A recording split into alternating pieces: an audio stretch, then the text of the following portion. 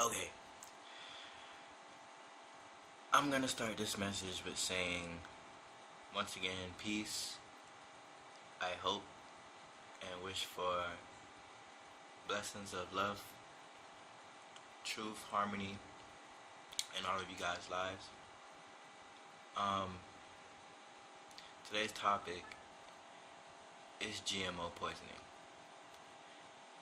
And I know it may not sound like a serious topic to a lot of people, but it very much is. A lot of people try not to make a big deal out of the fact that they clone foods and they make a lot of seedless grapes and etc. etc. But I know and you know that's not real food. I know and you know the size of the average apple and tomato are not real apples and tomatoes. Okay? So I just, you know what? I'm not gonna say much. I just want you just gotta see this. The whole industrial food system really began with fast food. In the 1930s, a new form of restaurant arose, and it was called a drive-in. The McDonald brothers had a very successful drive-in, but they decided to cut costs and simplify. So they fired all their car hops, they got rid of most of the things on the menu, and they created a revolutionary idea to how to run a restaurant. And they've basically brought the factory system to the back of the restaurant kitchen. They trained each worker to just do one thing again and again and again. By having workers who only had to do one thing, they could pay them a low wage, and it was very easy to find someone to replace them. It was inexpensive food, it tasted good, and this McDonald's fast food restaurant was a huge, huge success. That mentality of uniformity, conformity, and cheapness applied widely and on a large scale has all kinds of unintended consequences.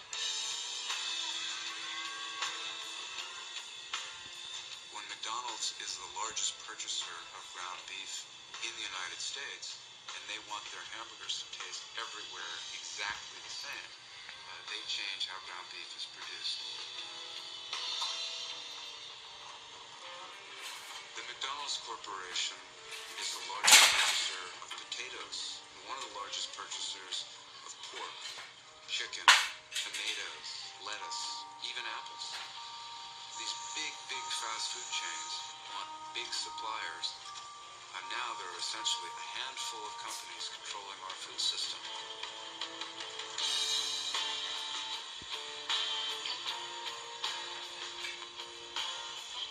In the 1970s, the top 5 beef packers controlled only about 25% of the market.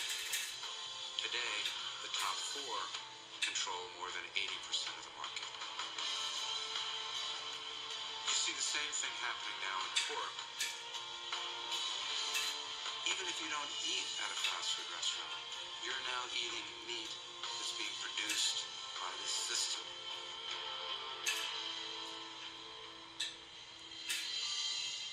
You look at the labels and you see farmer this, farmer that.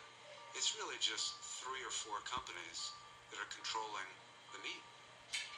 We've never had food companies this big and this powerful in our history. Tyson, for example, is the biggest meatpacking company in the history of the world. The industry changed the entire way that chicken are raised.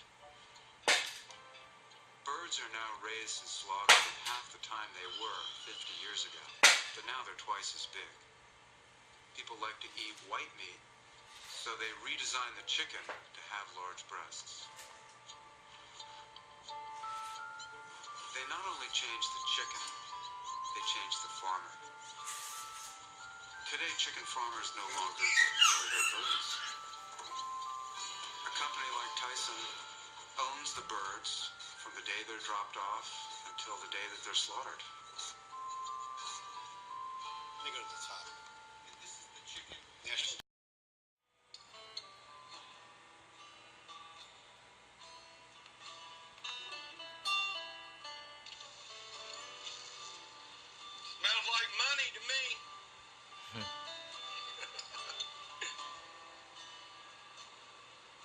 chicken houses sets here.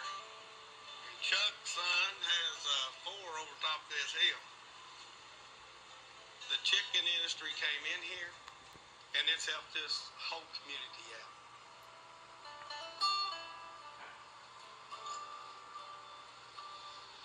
Here's my chicken houses here. I have about 300,000 chickens. Oh, pause. Pause. First he said it smells like money. Then he said he has over 300,000 chickens. I'm done.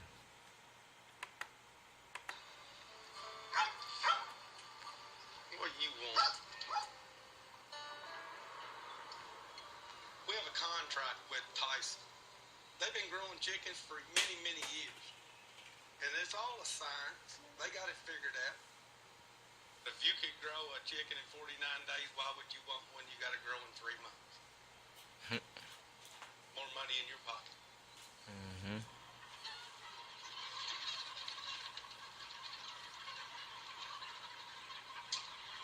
These chickens never see sunlight. They're pretty much in the dark all the time.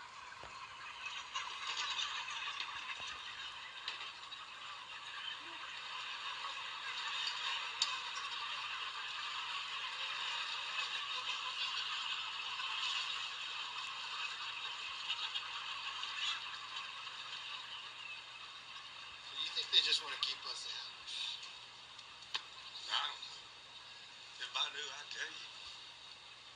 It would be nice if y'all could see what we really do, but, but as far as y'all going in, we can't let you do that.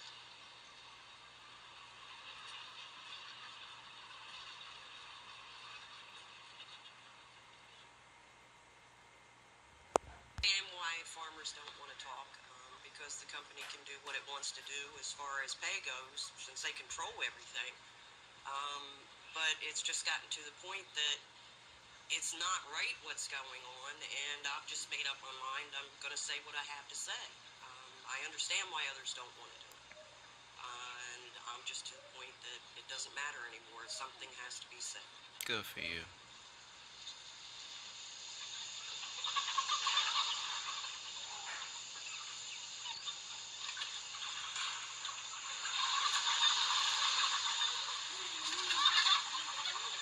It is nasty in here. There's dust flying everywhere. There's feces everywhere. This isn't farming. This is just mass production, like an assembly line in a factory.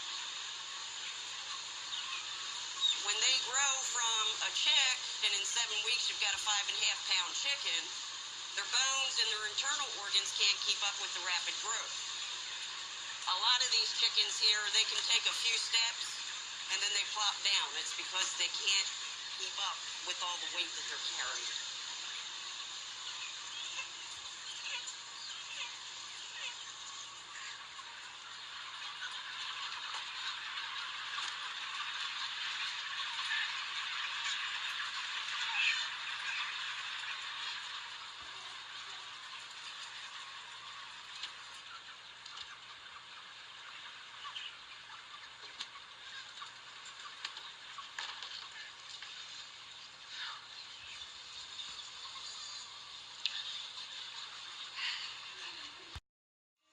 We encourage farmers to grow as much corn as they can grow, to get big, to consolidate. We subsidize farmers by the bushel. We produced a lot of corn, and they came up with uses for it. We are now engineering our food. We know where to turn to for certain traits like mouthfeel and flavors, and we bring all of these pieces together, engineer new foods that don't stale in the refrigerator, don't develop brain acidity. Of course, the biggest advance in recent years was high fructose corn syrup. I would venture to guess, if you go and look on the supermarket shelf, I'll bet you 90% of them would contain either a corn or soybean ingredient. And he And proud. most of the time will contain both. And he proud. He's so fucking proud. Excuse my French. Look at all that shit. That's everything. Diapers? How you put corn in diapers? Great raw material. You get that big, fat kernel of starch, and you can break that down and reassemble it, and you can make high fructose corn syrup. You can make malted dextrin and diglycerides, and xanthan gum, and ascorbic acid. All those obscure ingredients on the processed food. It's remarkable how many of them can be made from corn. Plus, you can feed it to animals. Corn is the main component in feed ingredients. Whether it's chicken, hogs, cattle, you name it. Increasingly, we're feeding the corn to the fish, whether we're eating the tilapia or the farm salmon. Oh shit, I guess I gotta quit tilapia too. The fact that we had so much cheap corn really allowed us to drive down the price of meat. And the average American is eating over 200 pounds of meat per person per year. And that wouldn't be possible had we not fed them this diet of cheap grain. Okay, folks.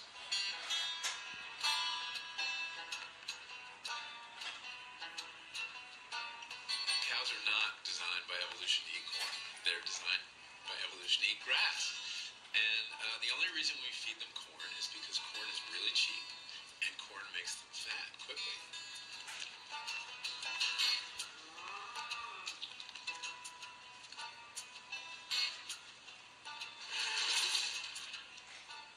Where are you putting your hand? The fuck? I'm actually inside the room. No. That first compartment of the stomach. No. It's not. It's kind of hard to see. You can see the liquid part here. Oh, that's nasty. Does that hurt the cow? No. Huh. There's microorganisms, bacteria in the room, millions of them. The animals evolved on consuming grass. There's some research that indicates that the high corn diet results in E. coli that are acid resistant. And these would be the more harmful E. coli.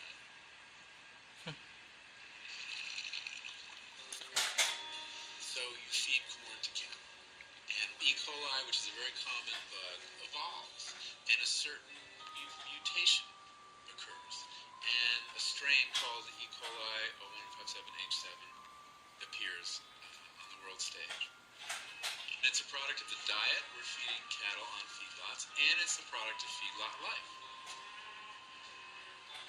The animals stand ankle deep in their manure all day long, so that if one cow has it, the other cows will get it.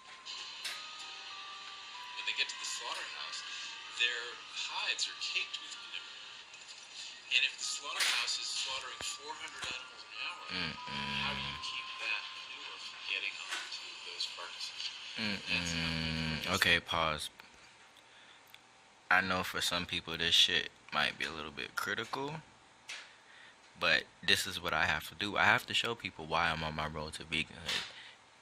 This video is why I'm on my road to veganhood, and there's many more videos why I'm on my road to veganhood. And I know, you know, Neil deGrasse Tyson said that pretty much everything that is grown is GMO, but we don't have to go that bad as that they're going right now. You want to know why we don't need no fucking GMO? This is why we don't need no fucking GMO. Okay? This is why we don't need no freaking GMO. This is why we don't need to be trying to create food in no damn lab. Why are you trying to create food in the lab? Food is grown in the garden. Food is grown in the garden. Amongst nature. Let's stick to nature. Let's get off this, like...